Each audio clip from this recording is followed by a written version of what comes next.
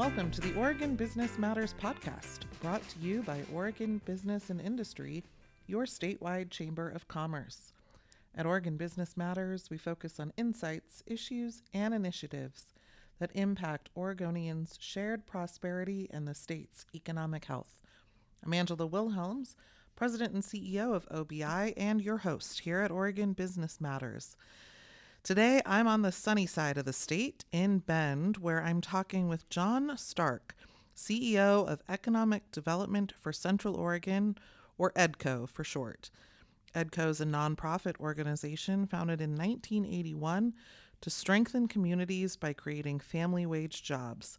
It does so by recruiting employers to Central Oregon, by supporting entrepreneurs, and by helping existing companies grow and expand. These are the things that we love. So today, Jon and I are going to talk about economic development in one of Oregon's fastest growing and, in some ways, more expensive regions. So Jon, thanks for joining me today. Thanks so much, Angela. So excited to be here and appreciate the collaboration both in this effort and our time together throughout the legislative session and our statewide interest to have Oregon be more competitive for business. Yeah, great. Well, let's get into it. But I want to start with something that you may laugh at. I laugh even going into the question. What is Central Oregon? It's more than Bend. People know that, but help our listeners understand what we're talking about. You bet. We refer to Central Oregon as the three counties of Crook, Deschutes, and Jefferson County, and the 8 cities within it. All different cities, all different characters, cultures, and feels by each community. We're 250,000 people today. We've grown substantially. We're part of the state that hasn't stopped growing even during the pandemic-related downturn that we had most recently. In fact, we accelerated substantially during that pandemic because people that always wanted to live in Bend and in Central Oregon decided it's time when their employer said, you don't have to show up to work tomorrow, but we need you to work. Yeah, well, not going to lie, it's nice here. Okay, so now that we have the geography figured out, talk a little bit more about EDCO. Why was the organization formed? How does it pursue its mission? And how do you work through what you were just talking about, economic development in those very different communities? You bet. Great question. So EDCO was formed in the early 80s, as you'd mentioned earlier, really to create an economy by design instead of by chance. So in the early 80s, you might remember the wood products industry relative to what happened in the housing burst of a bubble really took a huge downturn, and we were sort of held hostage by some great industries in Oregon, the timber industry, and we had primary and secondary wood products in the area. We had a lot of mills here, and that national downturn really just created a loss for Central Oregon in terms of jobs. And so some business leaders came together with our chambers of commerce and our cities, namely in Bend to begin with, but other conversations happened shortly thereafter in Redmond and in other communities to say, what can we do about this?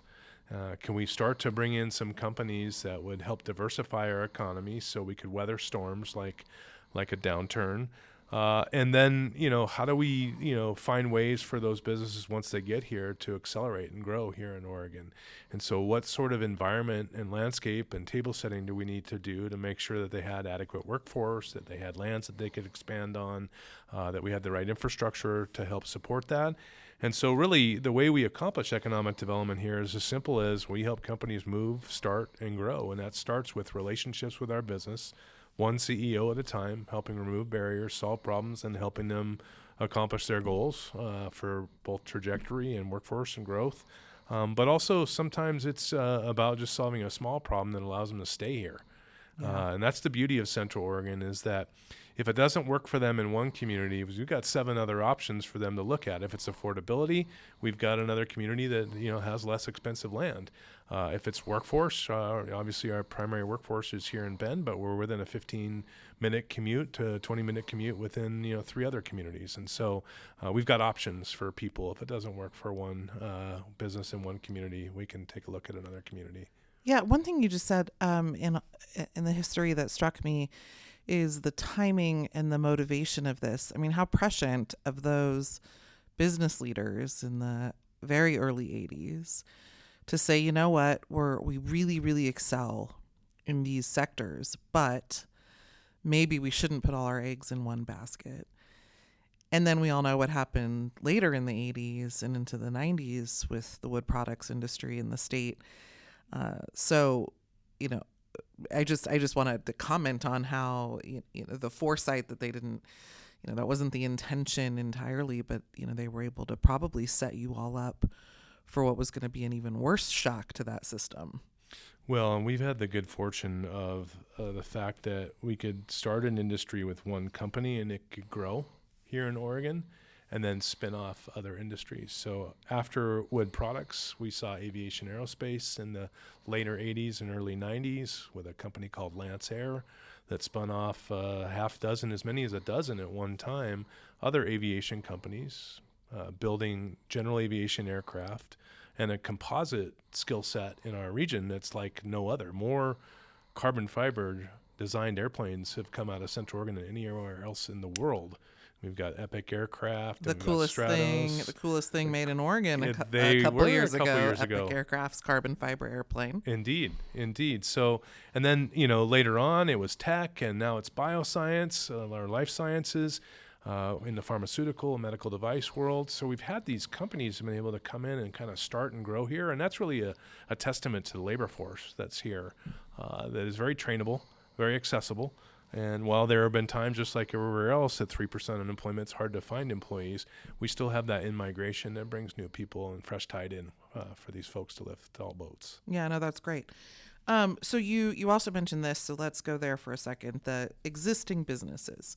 What are you hearing from business owners about operating in Central Oregon, and what's top of mind for them when they knock on your door for some help? Yeah, again, I think the strengths of why they stay here and why they're able to scale is because it's very difficult for them to leave the labor force that they have here. The civic leadership that's here is really pro-business, and it really works hard to solve those problems for businesses to grow. The climate doesn't hurt, right? It's awfully hard to leave 300 days of sunshine a year and less than 10 inches of rainfall. When we do get a little bit of snow, it usually melts pretty quickly. But the challenge is, I would say, one is that, we're a bit isolated from I-5. So a lot of folks need distribution up and down the I-5 corridor, and we're a ways away from that. And while we have really solid interstate, if you can get to 84 east-west, and 97 presents some options to get folks, but if you need to be in that critical mass of people, the population base of Portland, or you're trying to go through Oregon, that interstate is a challenge for us because we're on a 2-lane highway, and it's not as quick as it is to run down an I-5. Some of the other things, too, we're not next to an international airport. While our airport does provide flights to many international airports, and we're not close to a port. And so while we've talked about some inland port ideas, if you need deep water ports, you're going to be closer to those ports. And so we do have a little bit of isolationism. And then also, we're also impacted by some of the decisions that are made at the state level. Obviously you operate in Central Oregon first, but you also pay taxes statewide.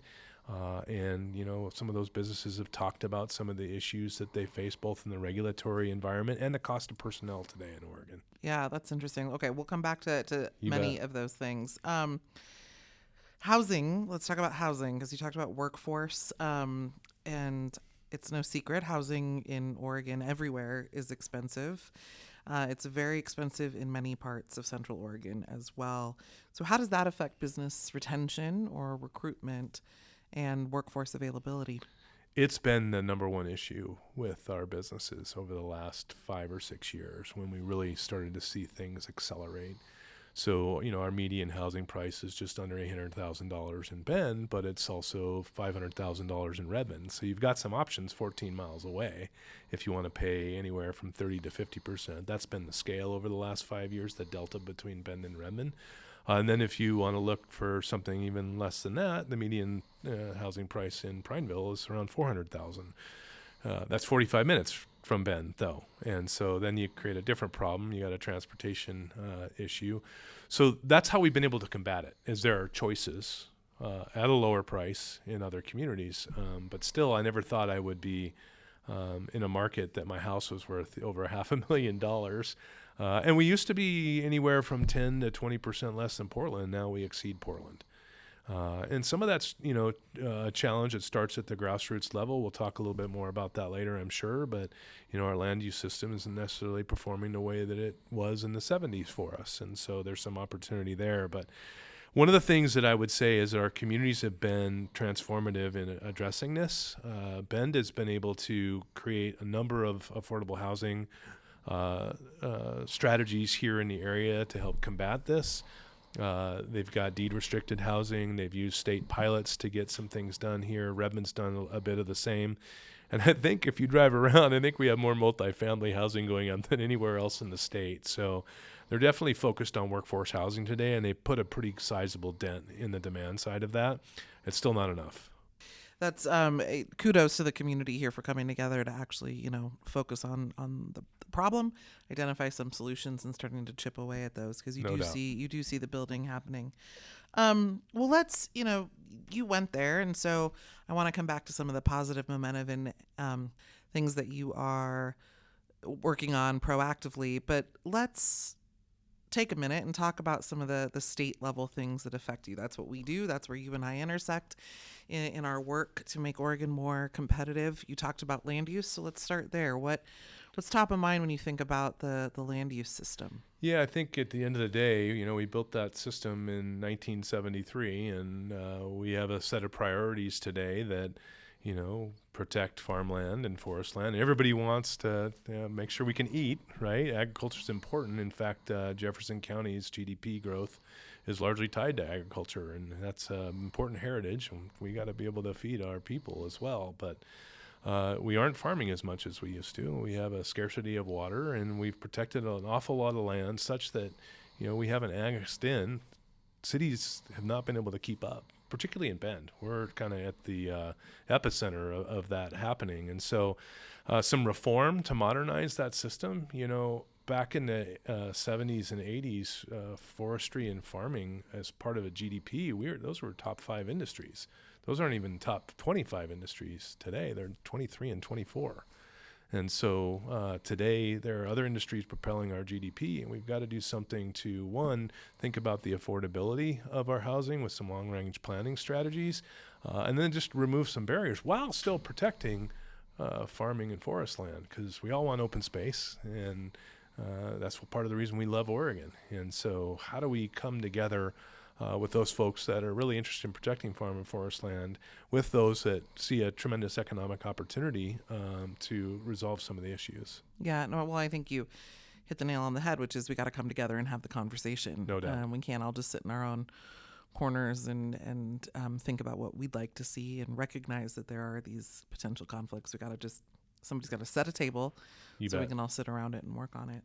What else is top of mind? We talked about housing, we talked about land use. We won't belabor this, but let's pick one or two other state issues that are top of mind for you. Yeah. So as we've talked to businesses on the regular, an ability to be profitable, right? We've continued to add layers of regulation around the cost of personnel. And while we, passed a minimum wage requirement, it's not about the minimum wage.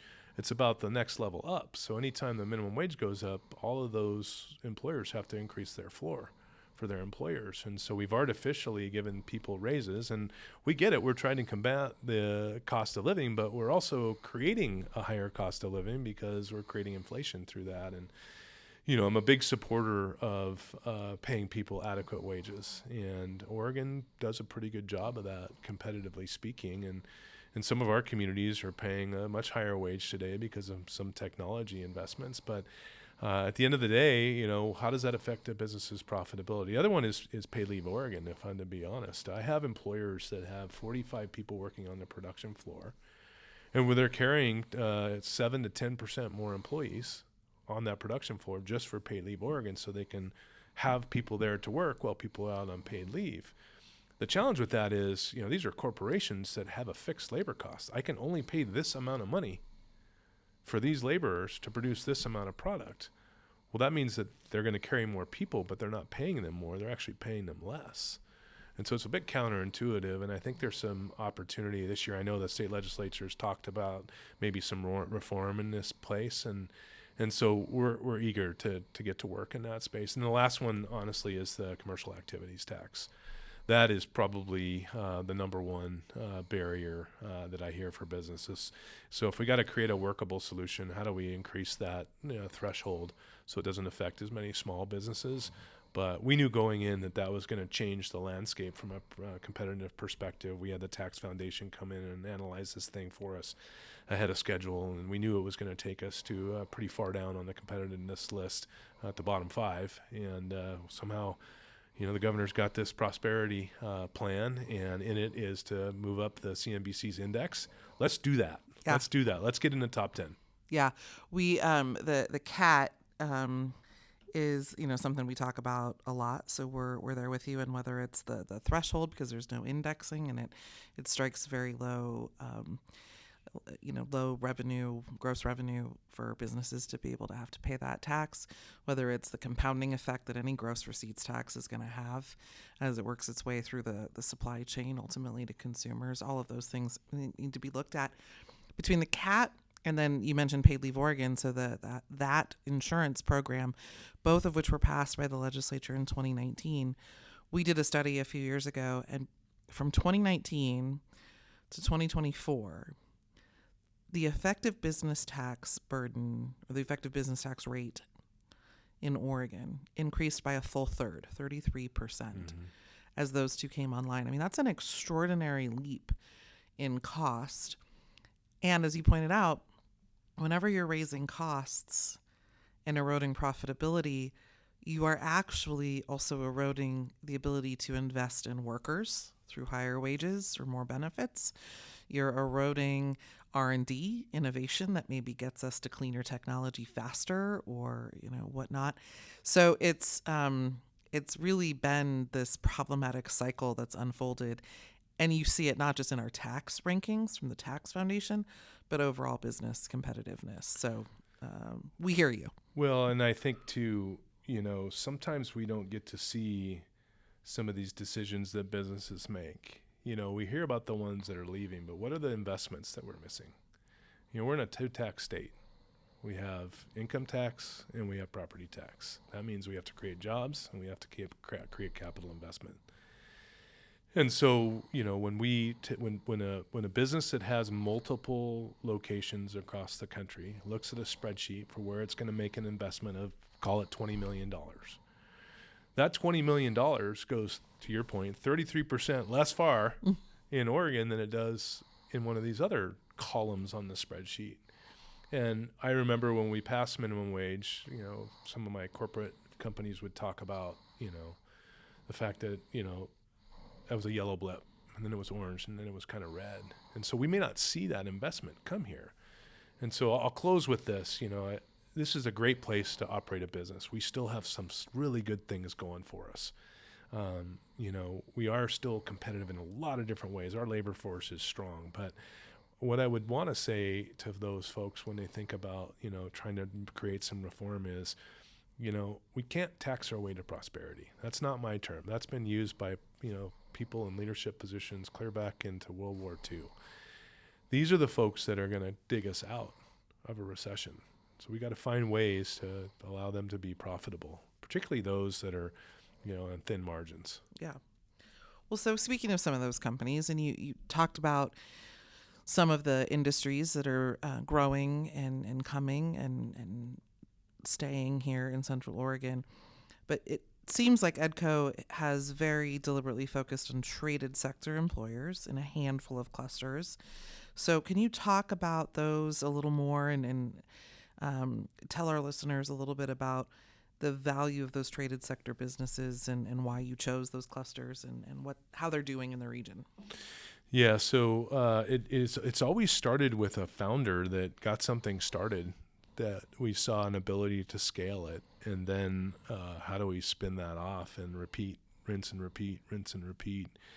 And one of the things that I found unique to Central Oregon, I haven't seen in other areas, is founders are willing to help founders here in a way that's just amazing. We had a pub talk the other night for the outdoor industry, and we had founders of companies like Hydro Flask in the audience, and numerous others, and they're there helping other companies.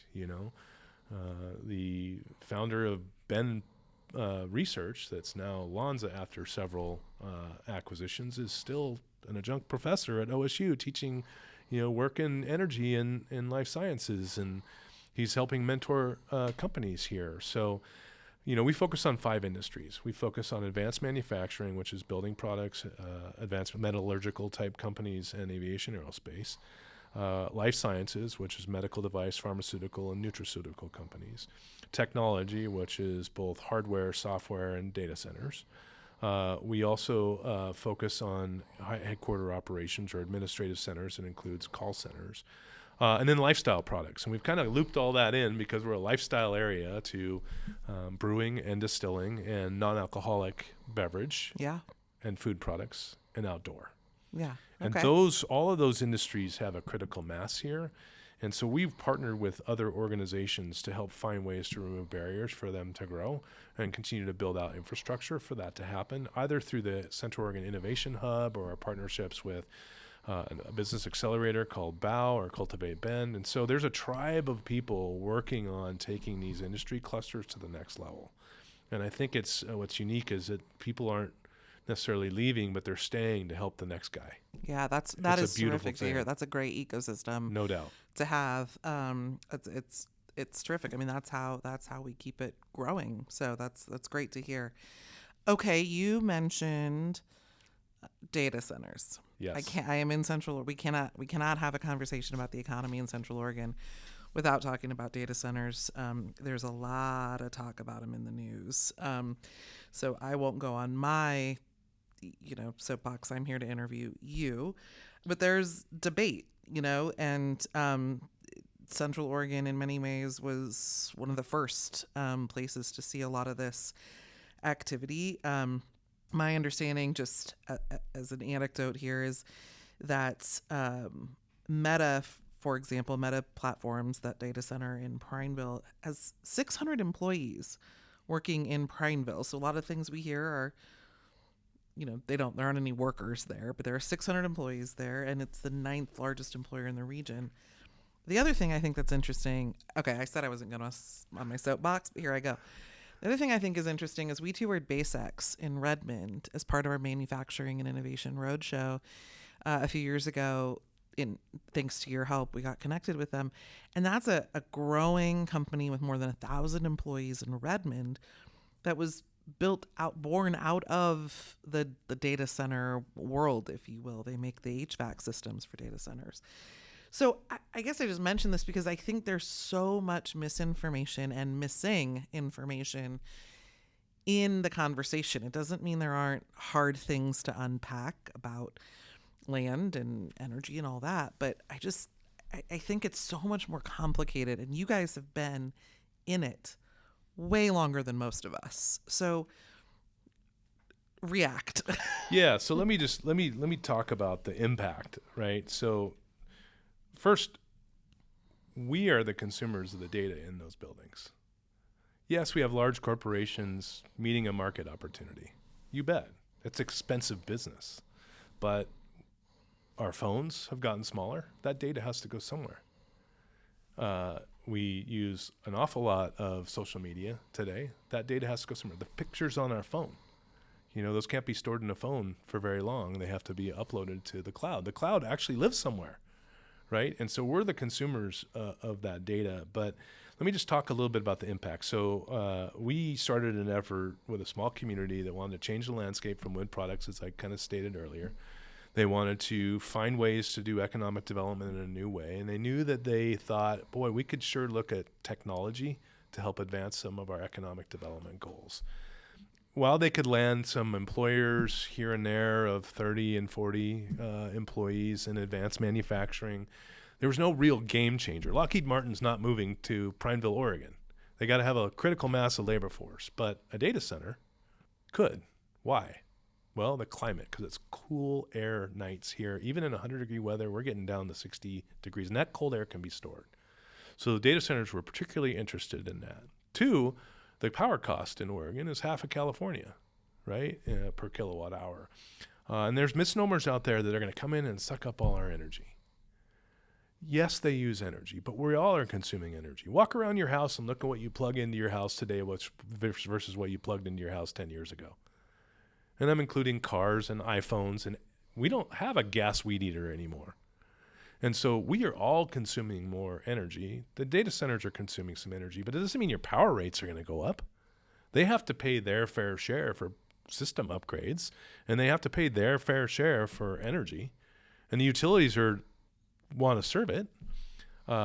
Water's the same thing. We've gotten so much better with our technology today. They're able to reclaim so much water with the modernized swamp coolers and storing that energy at night. And so, yeah, they use a little bit of water, but not substantial amounts of water. And older technology, different story. But what's coming in today is low. They use some larger buildings and some land. But let's talk about impact. So in 2008 or so, coming out or going into the Great Recession, Crook County's unemployment rate was almost 20%. Today it's 5.6%. 2011, before the first building went up, Prineville is 20th in terms of average wage by county of all 36 counties. Today they're number 2. They're $18,000 ahead of the state average. Wow. Yeah. So that's impact. Plus, their GDP growth is 7 times Oregon's GDP growth at 74% over the last 5 years. So impact, 600 jobs, but we're not counting the induced jobs, the indirect jobs. That's true. So almost 1-to-1 for every employee that's working, the 600 at these 12 buildings, there's another 400 or 500 people that are going in servicing that. And then you look at the supply chain. You mentioned that earlier. The supply chain that's been built up in the industrial park around these data centers, and there's 2. There's a small fruit company and technology that's up in Prineville, and then we have the Meta data center. And those help lift the wages. Those folks are good community stewards. They've contributed to curriculum in the schools.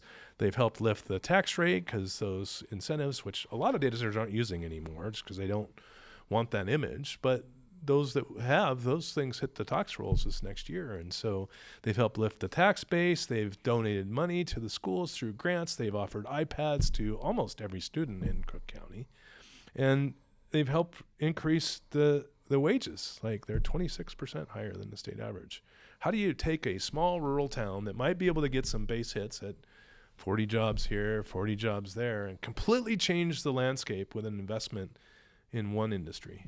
That's how you do it. Yeah. Well, I thank you for that. I mean, obviously all communities aren't created equal, but I think it's really important for people to understand that the sort of assumed vilification maybe warrants a little more homework. And again, they're complicated conversations to unpack on a lot of fronts, but I think it's important to stay rooted in who the customers are, the consumers of that product are, and the overall picture that we're painting.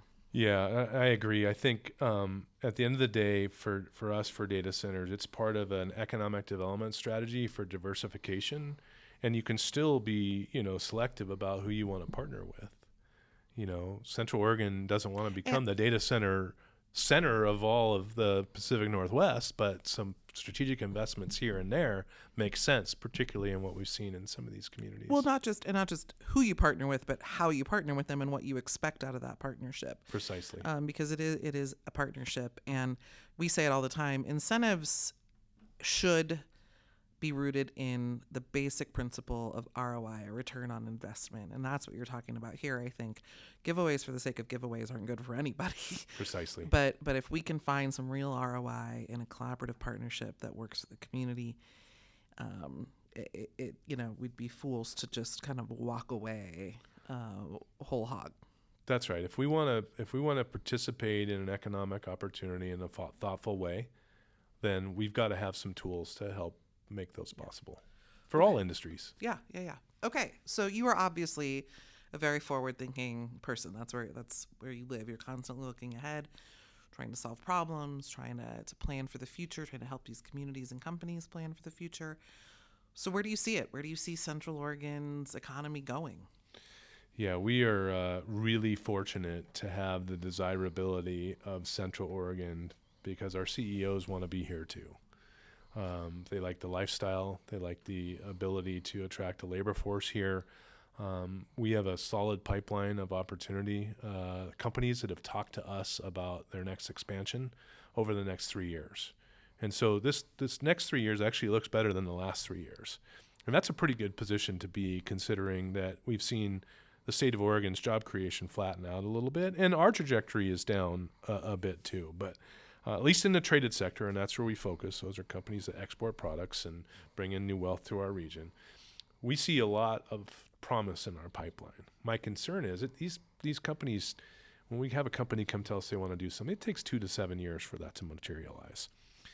And honestly, since the pandemic, what was 2 years now takes 3 years, because of some of the things we've talked about earlier, whether it be land use or regulatory, and so, or the cost of capital or the cost of materials. So we have a good pipeline. The next 3 years looks good. I'm concerned about 4 and 5 and 6 years. If we don't start to change some of the reputation of Oregon, to start becoming again a state that is ready to see economic development happen, and we're creating new vehicles for them to land here, whether it be, recoupling with the federal code on qualified business stock, or recoupling with the bonus depreciation to allow employers to maximize their investments here.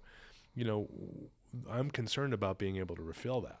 And so while that trajectory looks promising, at least in our lens, what's happening after 3 years is where I'm concerned. Unless we start turning this, this state a little bit around and making some turns here, and some of the work that we've collectively done and some of the things I've mentioned, I fear for what that future holds.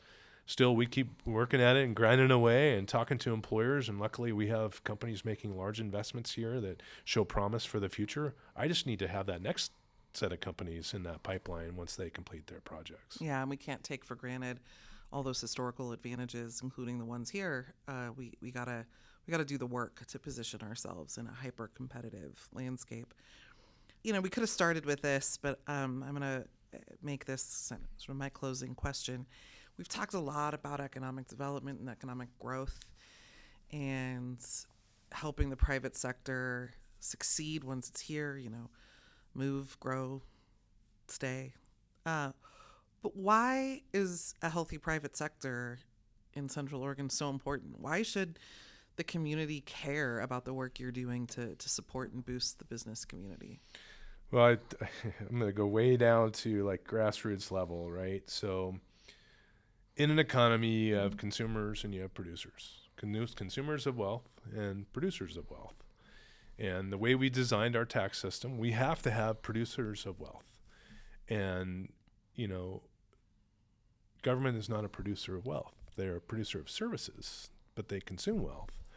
These businesses, these private sector businesses that create property taxes and income tax and pay other taxes along the way and fees, those are the folks of the engine of our economy. The other sector I didn't mention is tourism, people coming to our state. Of course, yeah. And visiting here is traded sector as well. But at the end of the day, we have to have more producers than we have consumers. And the more we tax the producers, the more we're spending that money on consumers. And so we have to have balance, and we have to have an engine that can thrive and can propel our economy into the next level. If you go back and you look at states that are winning this space, right? They've cleared the runway, so to speak, so these planes can take off and carry the economy with them. And so that's why we're focused on the traded sector. While we do have, in our smaller communities, some of our local people might help recruit a grocery store because they don't have that critical mass of traded sector. And until they do, they're helping out in different areas. But we spend our limited resources really focused on the place we can make the most difference. And that is helping a traded sector company, one CEO at a time, either start a new enterprise or grow the one that's here or bring somebody new in. And I really feel like, we have a tremendous opportunity, for the collective work that we do here, having a conversation, and again with the governor, creating this prosperity council. There's some light at the end of the tunnel. We're starting to have some real conversations about some things and some change that is needed for us to climb our way out of what we've sort of sown in our own bed here. Yeah. Well said.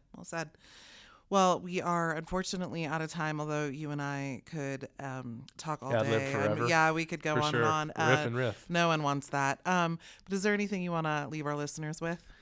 Just to say, I appreciate the opportunity. Our state's a great state. We do have an industrial critical mass here that has done a really nice job of helping propel our economy over the last 20 years. And I'm just working to maintain it, and appreciate all the work that OBI does with businesses as well, and look forward to our mutual collaboration going forward, and hopefully we can influence some change. Yeah, likewise. Well, thank you, Jon Stark, the CEO of Economic Development for Central Oregon, or EDCO, for joining me today. Thank you, listeners, for tuning in. The Oregon Business Matters podcast is a production of OBI, your statewide chamber.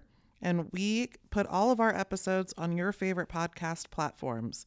So Spotify, Apple, YouTube, etc. Please follow, subscribe, and share. For more information about EDCO, you can visit www.edcoinfo.com. Okay. And for more information about OBI, visit OregonBusinessIndustry.com. Thank you very much.